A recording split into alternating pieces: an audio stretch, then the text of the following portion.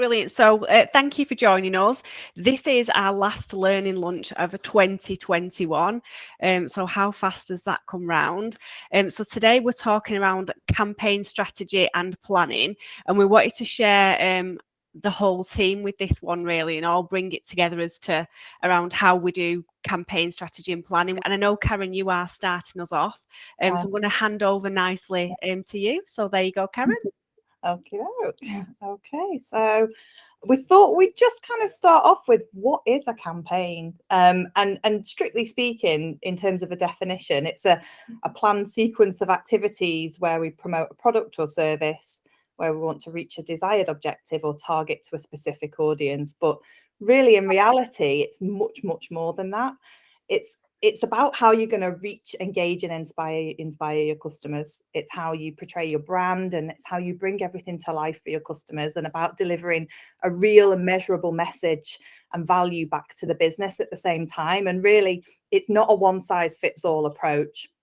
It's much more than just doing your set activities of email, pay-per-click, social. It's about how you leverage each of those channels to really successfully communicate with your customers. And it's why really every time we look at campaigns, it's a really individual approach to each of the clients that we work with. So the next slides will take you through our general approach and how we really tailor make that campaign for each of our clients. So just moving on to campaign strategy, objectives and planning. And I believe, Laura, you're picking up this one. Yep. So when you're looking at putting your campaign plan together, there's obviously quite a few factors that you need to consider. So firstly, what's your top level sales strategy? So essentially, what is your focus as a business? What's your business strategy and what are your business goals? And then the overarching marketing strategy should essentially be an amplification of that. So when you're looking at what your marketing strategy will be, that's when you need to start considering things like who your target audience are, what your KPIs are, what channels you're going to use. And then once you've got all that cemented and agreed, you then look at your tactical marketing delivery, which is basically your campaign plan. And that's the physical execution of what your marketing strategy is. And then once all that's run, you then look at your results, your performance. So that's when you gather your data, you review your data, you analyze your data. And you look at it against the KPIs that you set at the beginning of the campaign. You report back on those, and then you take those, whatever learnings you have, you take those forward into future campaigns. Next slide. So as I said, when you're looking at campaign planning considerations, there's quite a few things you need to take into account. So just looking at those in a bit more detail. So as I mentioned before, the key one is what is your sales and business objective, because everything you do should reflect back to what your overall goal is as a business. And then you need to look at things like what's the market size and opportunity, what key messages you need to get across. Again, who's your target audience, what specific products you want to push, and whether it's a brand campaign, a lead gen campaign, and ultimately what it is that you want to achieve. Next slide. So campaign. So what is our approach? So our overall approach is campaign driven, which is essentially creating specific measurable campaigns that are executed through all the appropriate channels. And these can vary. So depending on what it is that you want to achieve, these can be search marketing, so both paid and unpaid, PR, outreach, social media, email, direct mail, and account-based campaigns. So as I mentioned before, campaign plans should be driven from the overall business objectives. So making sure you've gathered all your appropriate market and customer insights, and it should always support the overall brand positioning. So as I mentioned before, there's many different types of campaigns that you can run depending on what it is that you want to achieve.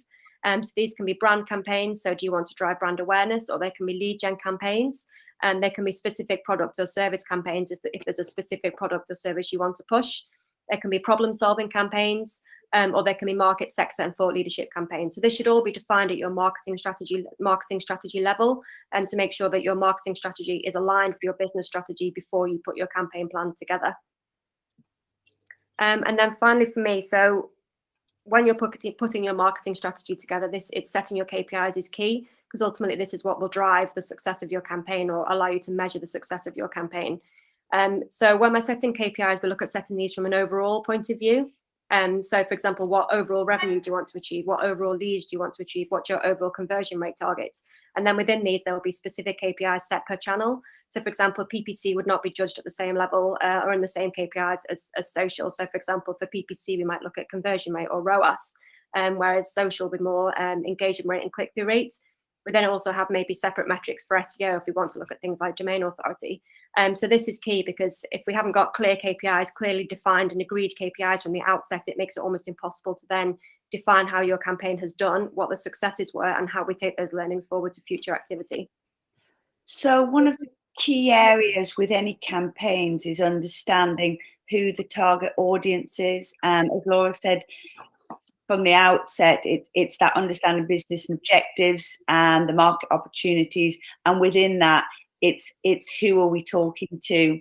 And this might be done at two levels. It's often an exercise that we would do at a brand level when we're looking at brand positioning, but it's also really important when driving campaigns, because especially in B2B, there tends to be many decision makers or influencers within the buying process.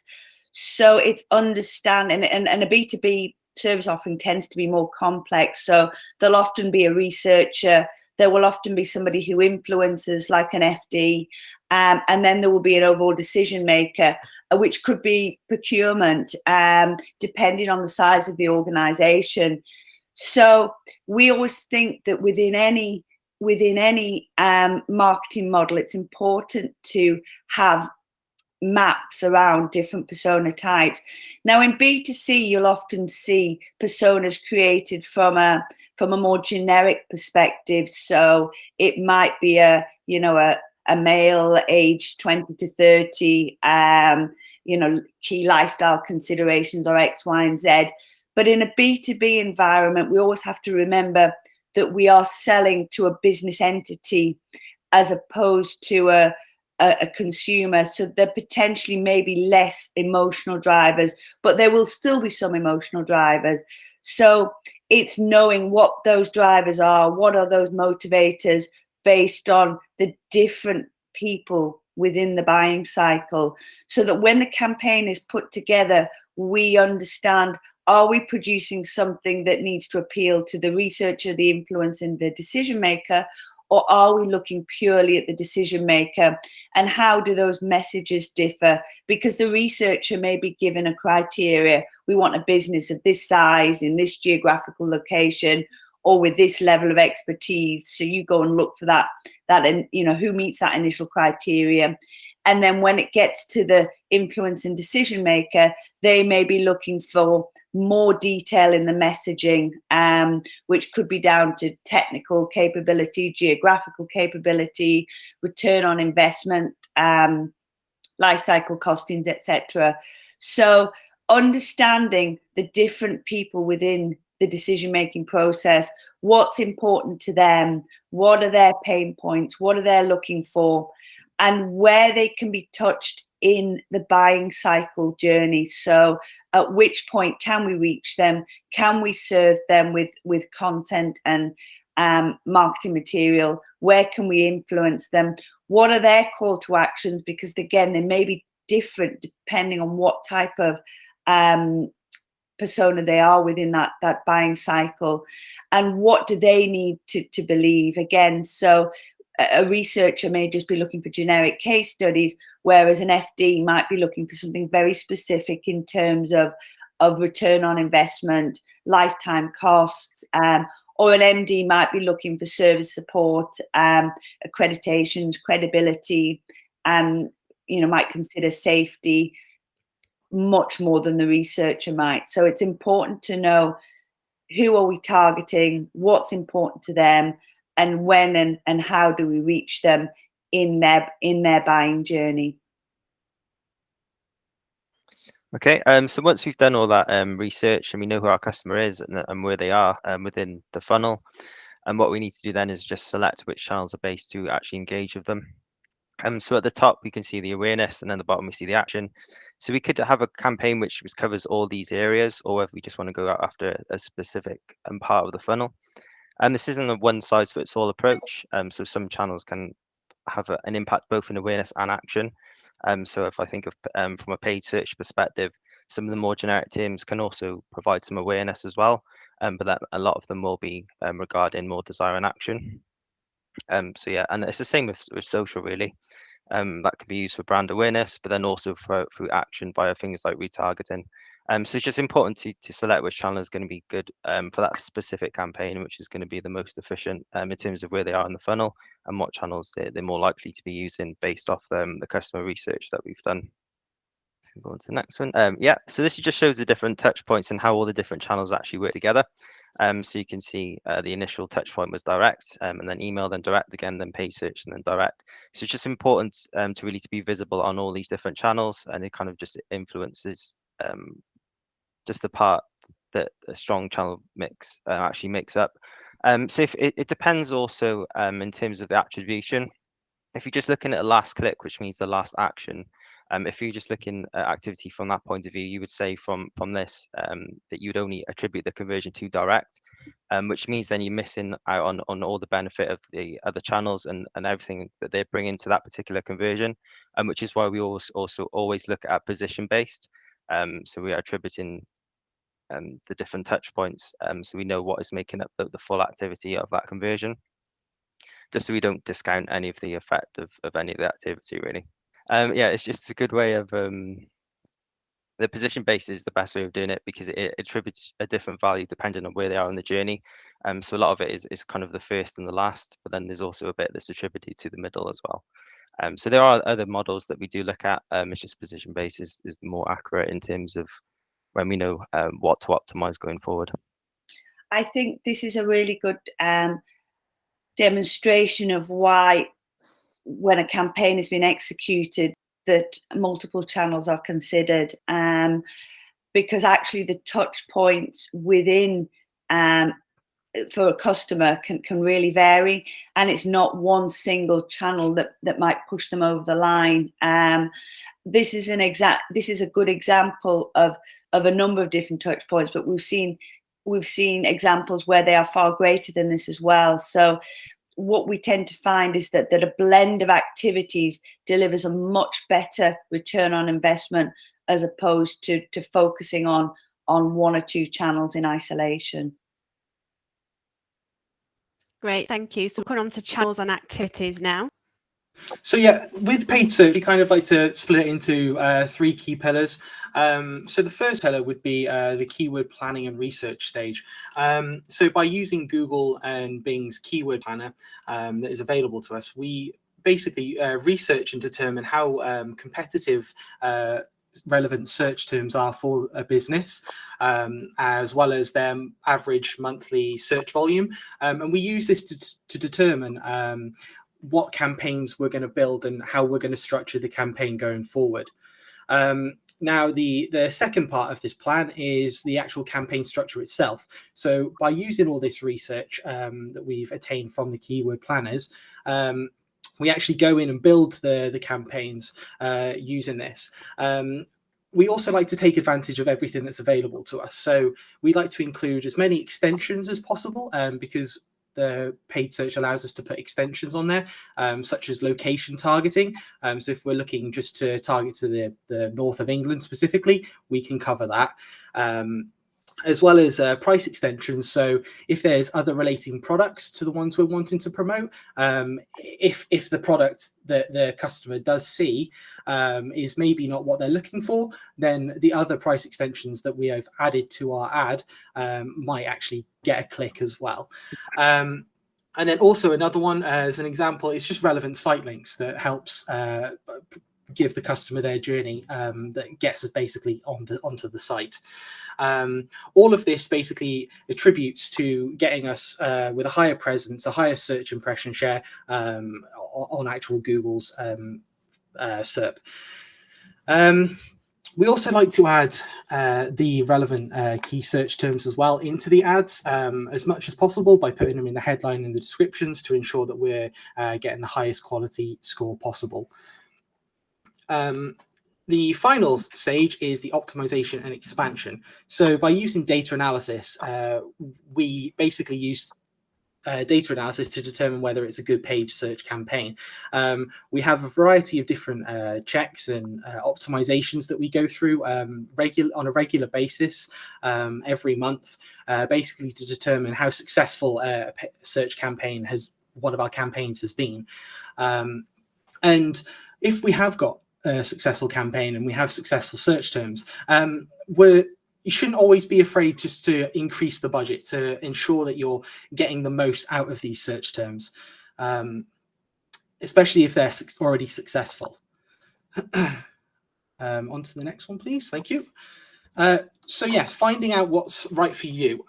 So with paid search, there's a lot of different attributes to paid search. And with COVID that recently happened in the past 12 months, past 18 months, a lot of businesses have had to force to change to adopt a different style of business practice. So by using Google and Bing shopping campaigns, we are able to take primarily a lead gen client and completely change them into more of an e-com model.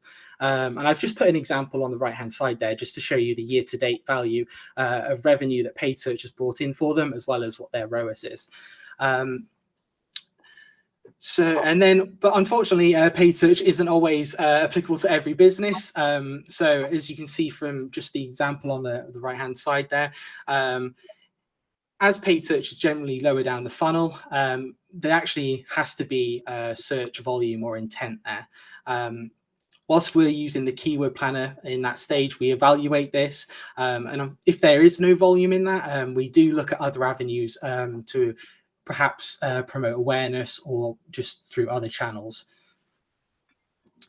Thank you very much. Yep, so this next slide is on email. So in fact, what we've seen throughout 2021 is that emailers do work, and we find it to be a really effective channel to convert new and existing customers. So something we find really interesting with email is that it can be applied at all stages of the AIDA funnel, going back to what Hadley mentioned, right from building brand awareness through to converting, and then going beyond that to actually retaining those customers and building brand advocacy for those. So that makes emailers as a whole a really versatile channel, because it can be really applied to anywhere on the digital campaign. And yeah, so with that said, your goal for your email, depending on who you're targeting, does change. It does vary. If you're building brand awareness, it's going to be different to, if you're targeting those who are likely to convert. But on average, 4.24% of users convert from email, whereas 2.49% convert from search, according to Monetate. So that makes it a little bit higher, and that's again because you can target those really bottom of the funnel users, and even customers who have already purchased. Of course, it is cheaper to target an existing customer than get a new one. You're able to reach customers in real time. So 54% of emails are opened on a mobile device. So that's quite an interesting point there. If you're reaching users on a mobile, of course, you want your email to be optimized for that device, but you also want it to be optimized for the environment that they're in. If you're reaching users on the go, chances are they're in a busy environment. They could be walking, somewhere. They can be, have lots of different distractions ahead. So you want to make sure your email is straight to the point. It's clear, it's concise, and it gets the point across. And it's not, laced with lots of different text, which they most likely are not going to have the time to read, really. So on the right there, you can see an example that's an email that's worked really well for us. This had a 15% conversion rate. So this was for one of our clients, Gerard Seal. And yeah, they had a weekly offer on Beaujolais wine. And this generated a lot of revenue for us, for the client. And yeah, going back to what I mentioned, it has a strong, clear CTA, which they can clearly see shop now, large visuals and text, short, clear messages. It's of course optimized for mobile as well, which is most likely where they are viewing it from.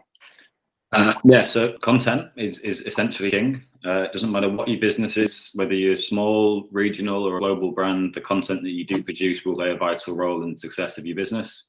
So therefore, it is essential that you've got a well-formulated and a well-executed content strategy, as this will not only drive more traffic to your business, but at its core, it also defines what your business is and helps you to build a strong connection between you and your audiences. The content you produce should be driven by the following, and it's the 5 W's. It's who, what, when, where, and why. Your why is your content marketing strategy, which is why are you creating your content? What's the goal of it? Who are you helping? And how are you going to help your audience in a way that nobody else can?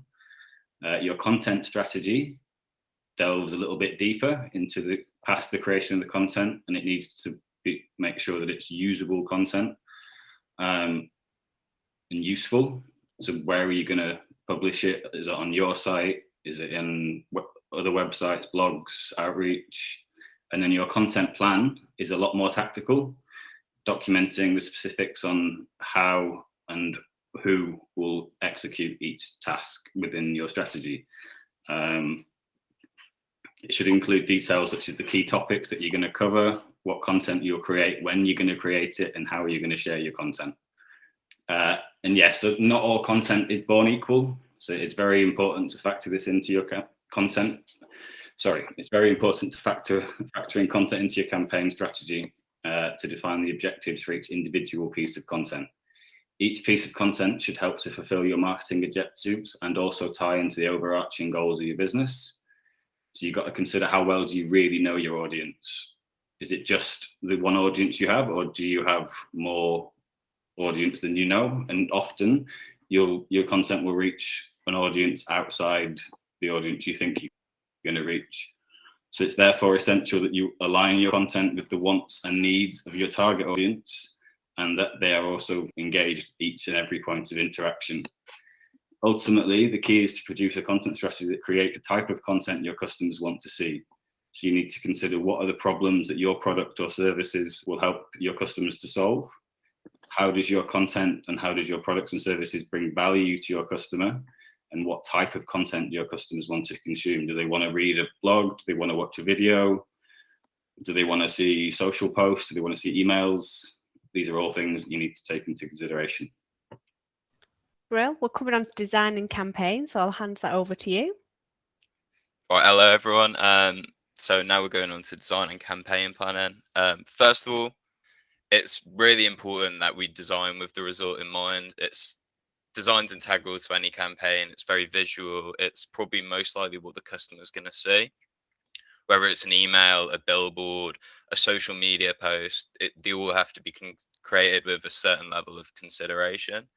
I've got 3 points here, which are some of the key aspects to consider when designing any sort of asset. It comes under the acronym BOW, like a bow burn. Business, from the offset, it's important to establish the correct tone of voice. It's important to be consistent across all channels and how you address the customer. And the tone of voice is essentially your business's personality. It's important to build it out, and it's important to have that level of personality across and keep it consistent throughout each asset and each format. Audience, I've got a little quote here that says, "No business can stay in business without customers." It rings ever true when creating an advertising design, because you do have to keep in mind at all points the final consumer, like the end goal, the person that's going to be looking at the asset, because they're the person who will fundamentally complete the goals and buy the products or inquire with you. And finally, objectives. Sounds really obvious, but when you're in a creative profession, sometimes you do get wrapped up in the aesthetics of things, and you do get to a place where sometimes you don't really think about what the end objective is, and what you have to focus on is just keeping that in mind, keeping what you want the asset to accomplish, and keeping it at the forefront of your decision making. So whether that's more conversions, promoting an offer, or just conveying important information. So it's important to just take a step back after you've finished designing elements for a campaign, and just see whether it meets these criteria. And the next slide, please. Quick one, I know Rowan touched on it, but it's just the importance of CTAs, especially when designing social media assets, or any asset rather that you're going to use. A call to action is the end thing for the user. It gets them started down the sales funnel, gets them to the website. So it's extremely important. It's important you should include them, if not all of the time. But to have an effective CTA, it's important that you could provide an incentive for one. This could be signing up for free, a 12-day trial, any sort of offer. So on a social asset, maybe you'll include a social specific promotion code, things like that. They're important. They get people's attention. A big 20% off sign is going to stop people scrolling. It's going to get people looking at your business, at your brand. Being clear, as I said, with that 20% off, it's just being obvious in what you want to accomplish with it. People with information these days, there's information overload for most of the time. So in order to be able to understand things concisely and quickly, just keeping things simple, keeping things accessible to people, and you're more likely to convert that way. And then using command verbs, so like booking now, buy now, visit our sale now, just very direct, very commanding, telling the consumer what you want them to do. Next slide, please. So I just wanted to show like a little example of some social media assets we've been doing recently that work quite well. I think me and Becca call them flow assets. I don't really know why, but they just flow from each carousel one to another. It's so you can get loads of information in a very visual asset, and it feels natural just to swipe across it. And then at the end, there's a call to action and they'll click through that. You can get a lot of information across. They look visually pleasing. And it's like, it's a bit more of a sales funnel. It's more of a journey for the customer to go on. And that's it from me. Now over to Becca with a bit more of social. Yeah, thank you. So fitting social into campaign planning. So it kind of goes back to the first point that we spoke about kind of at the start of this presentation. And it really is true for social as well. It's about knowing your audience. So obviously when you put together a social campaign, there are many things that you need to consider, such as tone of voice, customer personas. So for example, if you're doing paid ads, you kind of need to know who you're targeting. So a lot of it, you can kind of look at psychological factors. You can kind of look at, typical interests. That's more for like a B2C audience, but you can also kind of look at personas for B2B as well. So you can start mapping out audiences for obviously your paid ads. I know we do a lot of retargeting, but for saved audiences and, for example, LinkedIn ads, it's kind of good to know the personas and kind of know your industries, etc. So I'd say the main one is knowing your audience, but also it goes back to mapping out key KPIs. Now, for example, your social KPIs, you might want to set specific social KPIs. So for instance, you might be doing a brand awareness campaign. So for brand awareness, I'd kind of be looking at click-through rate. You might be looking at audience growth. For example, you might want to increase engagement. So you might be looking at engagement rates and seeing how the campaign compares to previous engagement rates, etc.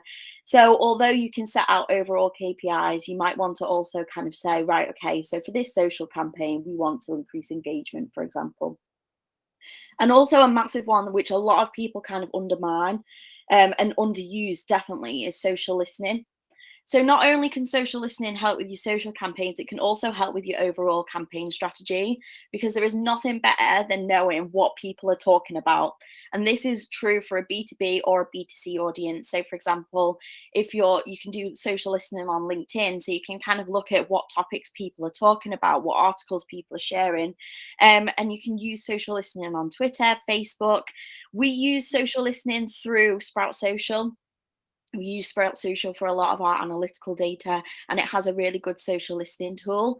But if you don't want to use Sprout Social because it is like a monthly payment, then you can actually do it through the social media platforms itself. So you can put in key search terms, you can put in location terms, and you can kind of just analyze and see what people are talking about in order to drive future campaigns. And the best thing about this is your audience might be talking about something that you don't necessarily think that they're talking about. It could be industry news. It could be something that's catching their attention.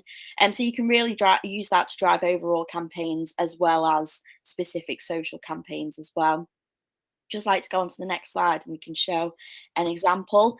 So I know this is an example of Apple, which is obviously a very, very B2C audience. But a lot of what I kind of wanted to get out of this is the importance of user-generated content, which you can use in both a B2C and B2B environment. Obviously, it might be a little bit harder in B2B, so you need to be a little bit more savvy with how you use your user-generated content. However, it does definitely have value, and this is kind of shown here. Obviously, Apple is massive, so you'd kind of expect this.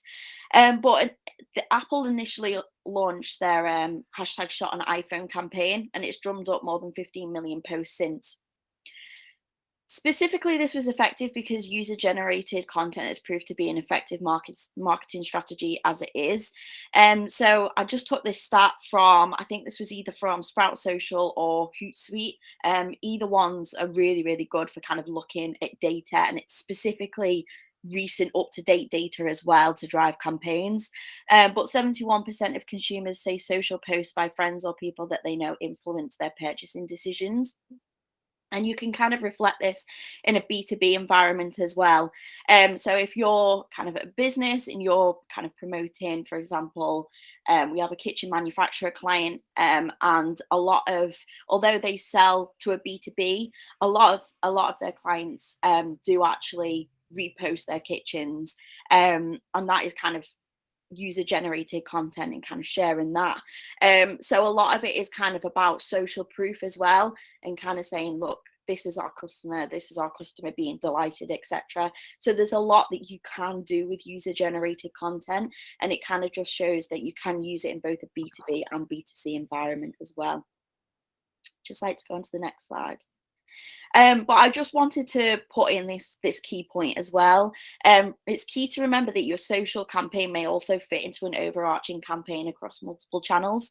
So for example, you might have an always on campaign, and you may decide to map it out on social as well. So it is key to remember that these social campaigns will most likely also fit into an overarching campaign, which is kind of running via email, you're doing blog posts, etc. So it's about linking it back to those initial KPIs as well as specific social KPIs that you may be setting as well. So there is kind of a lot, I think of it more as layers really. Okay, and then I think we're going to move on to data and measurement, which is also me. Just like to go on to the next slide. Thank you. So this kind of reiterates what we were saying at the start, and it is about kind of bringing everything together from that initial insight and bringing it into data and reporting. So campaigns should include goals and KPIs that are set out from the start. After all, how can we measure success if we don't know what we set out to achieve? That was a good point that Laura said earlier, is that when we're reporting on these campaigns, we should be reporting back to the goals that we set out. So, okay, right, how do we measure against those KPIs? How do we measure against those goals? What worked? What didn't work? What can we use to iterate for further campaigns? So I've just done another example here. If you set out to increase brand awareness, you may want to report on impressions, website visitors. One thing as well is that you may want to report on is branded search term volume. So for example, if you see that there is quite a lot of organic search terms for your branded search term, then that's kind of a good indication that your brand awareness is kind of increasing. And social listening as well. So how many people are talking about your brand? I would say that's easier if you're a bigger brand. So I always use this example: if you're Boohoo, Pretty Little Thing, you're going to get a lot of people talking about you. But it's also worth potentially doing it for smaller businesses as well. Kind of see what people are saying, see what conversations are being sparked, and that's kind of where social listening can link into that as well. If you set out to increase engagement, you may want to look at engagement rates through social and dwell time on your website. So you may want to look at what people are clicking on, how long people are on your website, and then obviously looking at engagement through social. So I would say, remember, keep it simple, analyze the data to drive future campaigns and iterate your strategy further. We also like to use graphs because this allows us to highlight any trends, and we can kind of look at the data and kind of have those graphs in a visual format. So it is a lot easier to kind of analyze that data and report back on how the campaign has performed. Just go on to the next slide. Yeah, so I just wanted to put a B2B example in there because a lot of our clients are obviously B2B.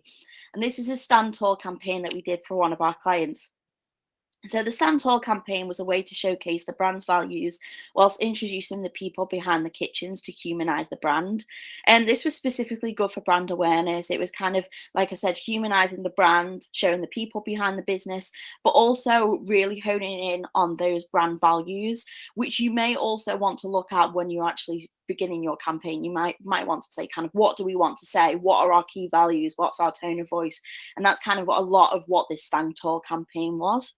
And so I've just taken a quote from this campaign. So, from our values to our team members, we stand tall. So the Stand Tall campaign ran for a number of months across numerous channels, such as social and blog content, and achieved. So like I said, this was specifically a brand awareness campaign. So we were looking at overall website visitors, social engagements was a big one. I've also picked out organic social impressions as well. So what you can do is you can analyze social impressions by paid and organic. Obviously, you're going to have a lot of paid impressions, but it is good to kind of have a look at organic social impressions as well.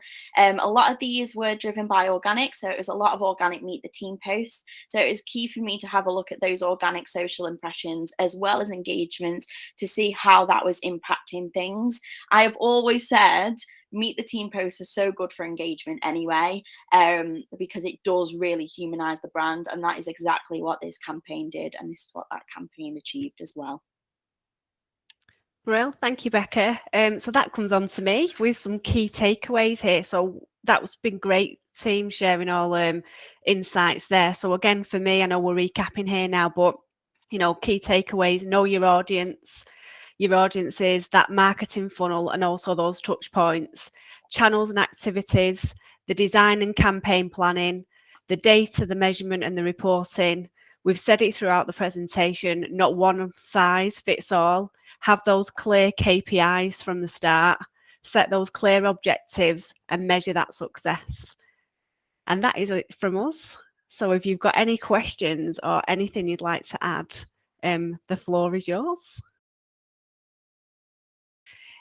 So the question that we've had, some of them have already been answered throughout the presentation, so this is just an additional one. So with Google removing cookie tracking next year, how will that affect retargeting campaigns? And is there any other, I can't even speak now, all tongue-tied, apologies. And are there any other potential implications from that our clients and ourselves need to be aware of?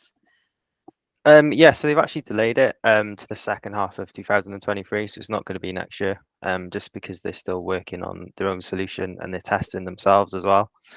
One thing I would say, it's not all cookies, so we don't have to worry about that. It's only third party, it's not first party, so we'll still have our analytics and all that. It's just going to be about tracking cross-site, so that's going to be affecting kind of display remarketing and how we retarget across different websites and across the display network as well. So yeah, we're kind of still in limbo, and the industry is as well. They're working on solutions and they are still testing. So there's no clear sort of outcome on that as of yet. I think what they're coming out with, it's going to be based more around like cohorts, so like users with similar interests rather than kind of individuals. So that's the way they're going to go at it. I think it's called Flock. I think that's what they call it. But yeah, it's still in the testing phase at the moment, and obviously once we have any more information or anything more concrete, then we'll pass that on straight away. Well, great, thank you. I did read somewhere, and I don't know if this was a while ago, that with Brexit and GDPR, there was talk about a whole relooking at GDPR and cookies and loosening some of that up. I mean, this is from a personal experience. When I go on a website and I have this accept all the cookies, I just think it's ridiculous. And also when I keep revisiting the same website, having to keep accepting the same cookie. If I've accepted it once, why do I have to keep accepting it every time I go back to that site? So I potentially think that there may be more to come in terms of the legislation and the move from Europe. Okay, well, I'm going to wrap it up, guys, and I'll just to recap as well. This is our final learning lunch of the year of 2021. We are going to come back with even bigger a bang for 2022. We've also already got the first one planned, which is the 28th of November, that last Friday. So we're having a little break. Not November. January even. I'm in the wrong month. Apologise. Just checking you was listening. Just checking you was listening. That's what it was. Yeah, so apologies. End of January. So I will share that. That is Becca, who's going to tell us all about what we can expect from social media in 2022. So watch this space. Have a great time off with your families. I know it's still a good few weeks off yet, but thank you everyone for joining us on the last few months while we've been doing these. these throughout 2021. I will, of course, share the recording and the slide deck with anyone, and look forward to moving these forward next year. So thank you for joining, and we'll see you all soon.